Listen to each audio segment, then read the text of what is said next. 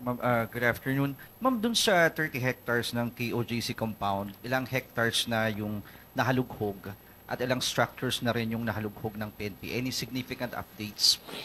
Sa ngayon, sir, tuloy-tuloy pa rin po, sir, yung ginagawa nating search. May particular area po tayo doon na nandun ang concentration natin na ngayon dahil gumamit na nga po tayo noon ng groundbreaking penetrating radar po. Ito po yung ginagamit natin kapag may mga calamity po at naghahanap po tayo ng sign of life. Meron po tayong isang area doon na ang estimate po natin is mga 20 to 30 meters from the ground at may nadedetect po tayong sign of life. So nandun ngayon yung concentration natin at naniniwala tayo na malapit na nating matumbok kung sino itong nasasagap po nitong penetrating radar po natin. At doon po sa sagot nyo, gano'n na po ba kalawak? Tuloy-tuloy ito, sir.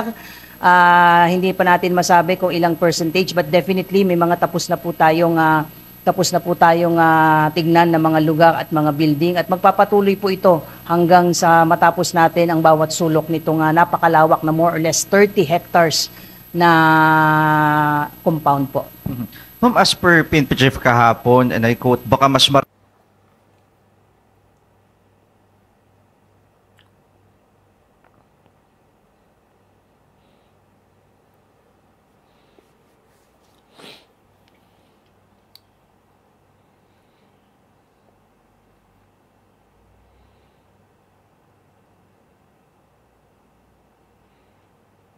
PNP pa ang humingi ng tulong dahil accordingly, yung kanilang mga mahal sa buhay, hindi pinapayagan lumabas ang KOJC. So, sa tulong po ng kapulisan po natin, kasama po natin yung DSWD, ay may na-rescue po tayo na isang 20-year-old na lalaki at isang 51-year-old na babae at sila po mismo ay sinundo ng kanilang mga mahal sa buhay at hinihinakap sila. Yung mismong pamilya po nila ang hiniharap po ng PNP kahapon at maliban po dito ay nananawagan po tayo doon sa mga nakaka-monitor po sa atin ngayon. Kung meron pa po diyan sa loob ng KOJC na hindi pinapayagang na lumabas, they're being held against their will, ay nakahanda po silang saklolohan at i-rescue po ng PNP.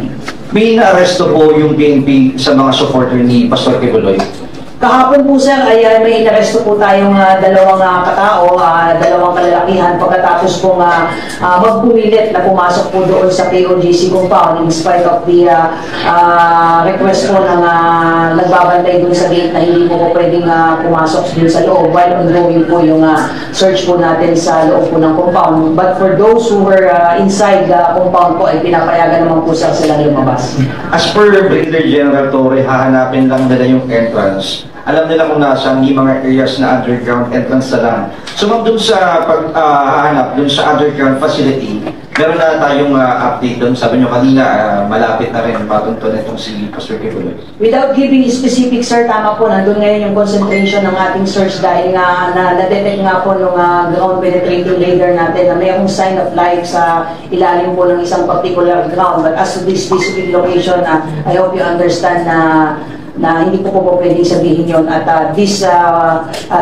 yesterday po ay ramdam na natin yung resistance ng mga miyembro po ng KOJC. Ayaw po talaga nila tayo, patuloy nila tayo pinapaalis dun sa lugar na concentration natin ngayon at binabantayan po natin yan at naniniwala tayo, kausap po lang kanina si General Torre at naniniwala tayo na malapit na nating matunton kung asaan itong secret entrance at lagusan itong particular place to na ito.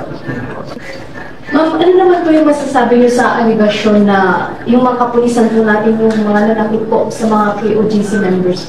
So, marami na pong lumalabas na misinformation, particularly sa isang network dyan. Ayoko na lang banggitin, but I'm sure alam niyo po kung saan po itong network po na ito. Na alam niyo naman po kung sino po yung may-ere ng mga misinformation po. And I don't need to say, but naman po dito.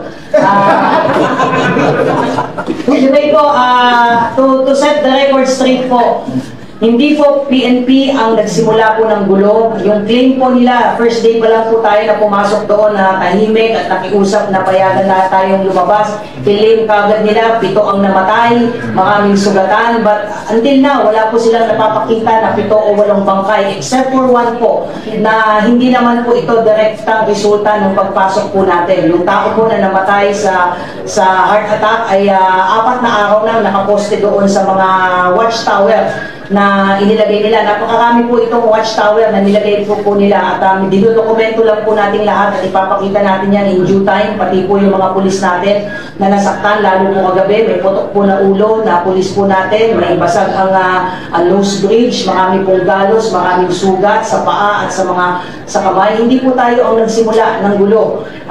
In fact, kung mapapansin niyo, hindi nanghuli ang ating kapulisan kahapon dahil we want to de-escalate yung tense situation kahapon kahit pa binato tayo ng mga monoblock at yung claim nila na meron tayong tear gas na ginamit ay wala pong katotohanan ninyon.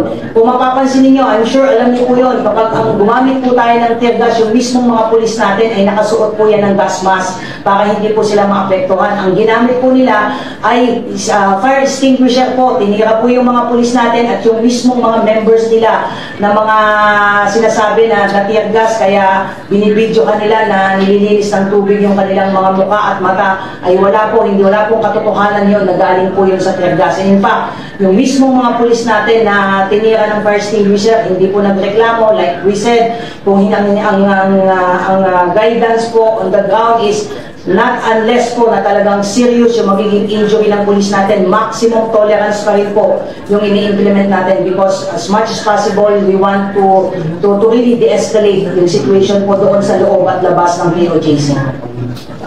Ma'am, how about po yung report na sinasaktan po ng mga KOJC members yung kanilang sarili, ma'am, para isisi po sa mga PNP personnel po? Meron tayong hawak na video ngayon na nagpapakita na meron na sila doon sa isang lugar doon na mismong mga miyembro ang nagsusugat doon sa kapwa nilang miyembro na para ipakita at isise sa mga kapulisan natin na galing yung injury nila sa ating mga kapulisan. We're just waiting na ma-authenticate po itong video na ito to show how desperate these people are para ipakita na umaabuso yung mga pulis natin, nananakit ang mga pulis natin. But on the contrary, yung mga pulis natin ang minumura, tinatadyakan at sinasaktan at lahat po ng klaseng pagmumukha ay natanggap na po ng ating mga kapulisan.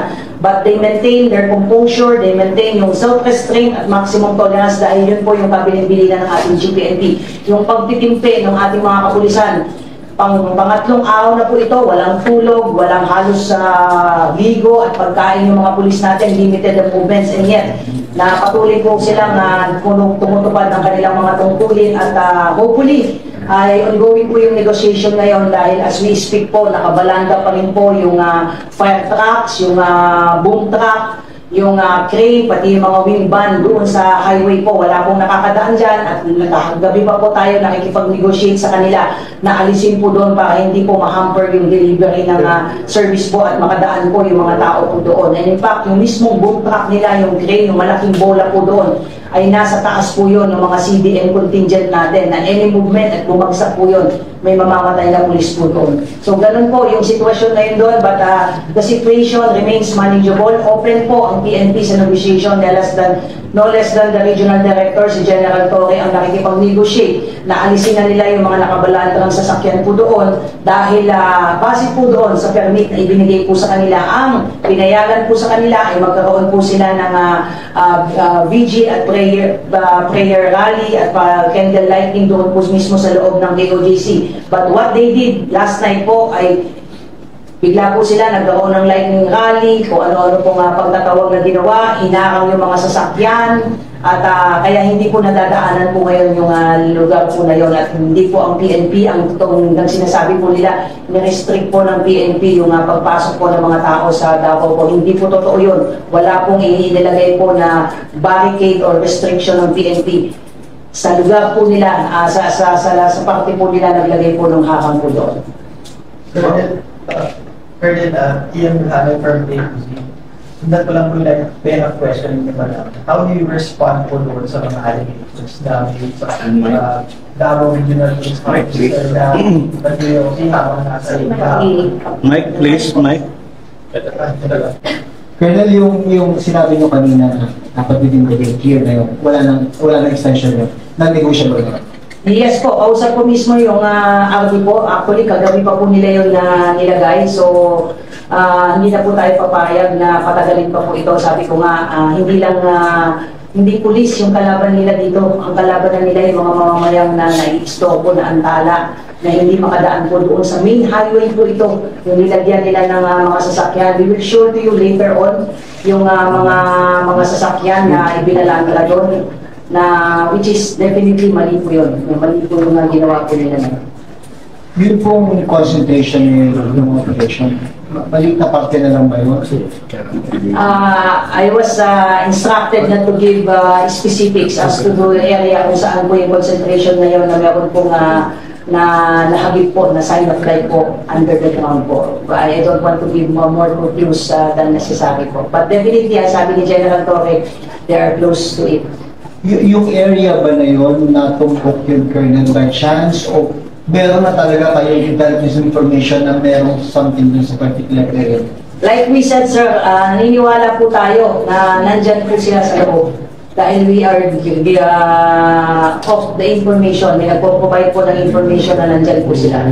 Kaya bakit gano'n na lang po yung desire po ng PNP na talagang halugugin itong mga particular na lugar na ito. But one of the challenges really is we are being impeded at talagang grabe yung resistance na nare-receive natin. Doon kami nagtataka kapag lumalapit tayo doon sa mga lugar na pinpointed natin na posibleng kinakukuha nila, grabe talaga yung resistance. At we wonder why, bakit. So, sabi ko nga, a few minutes ago, kausap ko si General Torre and they are in high spirit and confident na sana itong sinasabi natin na lugar ay matuntun na natin ito. Baka magkaroon na ng fruitful ending itong implementation po ng Warrant of Arrest. Ma'am, during pagsisimula ng operation, pansin ko lang din sa mga video, nagpapatulog sila nung sirena. Is it a way to disrupt na po yung operations po ng PNP? Hanggang ngayon po ba ginagawa nila ito para mahirapan yung mga pulis po natin?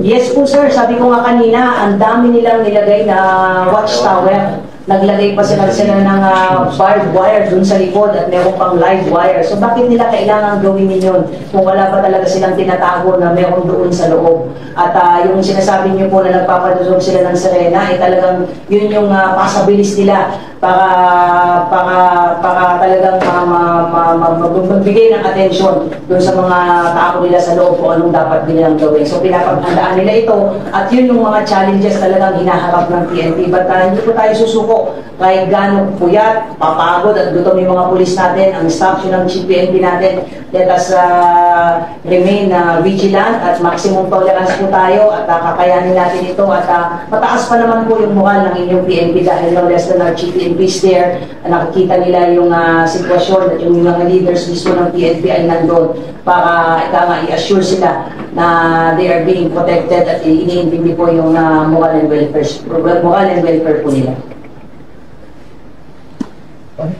Doon sa first person mamaya, if ever na hindi sila makinig sa PNP, gumamit na ng fire extinguisher yung mga supporter tapos may pulis na rin na pumutok yung ulo. Paano hindi magiging violent yung dispersal mamaya kapag halimbawa may nanlaban ng mga member o taga-suporta ng Pastor Kibuloy? Well, sabi nga natin, ayaw nating dumating tayo sa punto na magkakaroon ng sakitan. Pero what we can assure you, hindi po manggagaling sa PNP ang panggugulo. Hanggat maaari, gusto nating maging matahimik po yung dispersal mamaya. Sila po mismo ang magtanggal. At sabi nga, we appeal doon sa kanilang mga leaders at no less than yung LGU po ng Davao na tulungan po tayo makipag-negotiate sa kanila dahil hindi lamang po sila naaapektuhan nung ginawa nilang barikada dyan at maging yung ibang mga mamamayan po ng Davao ay affected na rin po. So, hopefully po ay wala pong masaktan. But if ever po na magkakaroon po talaga ng resistance, serious resistance for that matter, then the PNP has no recourse but to implement the law.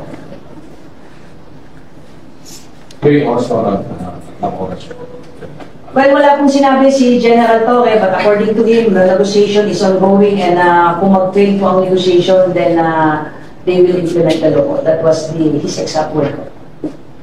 careful kayo sa paggamit ng tear gas, pero open ba yung option na yun to flash out yung mga mental? Wala po sa option, sir, na gumamit ng mga ganito kasi kung meron po, kasabi nga natin na minsan natatawa na lang tayo dun sa mga misinformation na nilalabas. Kung ikaw ay pamilyar sa tear gas, kahit gaano kalayo yan, talagang ang sakit sa mata niya kung wala kang gas mask. Just can imagine, kung mga pulis ay gagamit yan at wala sila mismong suot na pang-protection ay definitely po, sila ang unang masasaktan. So, there's really no truth na nagkapon po tayo ng tear gas yan. But these are not in the table right now po, sir.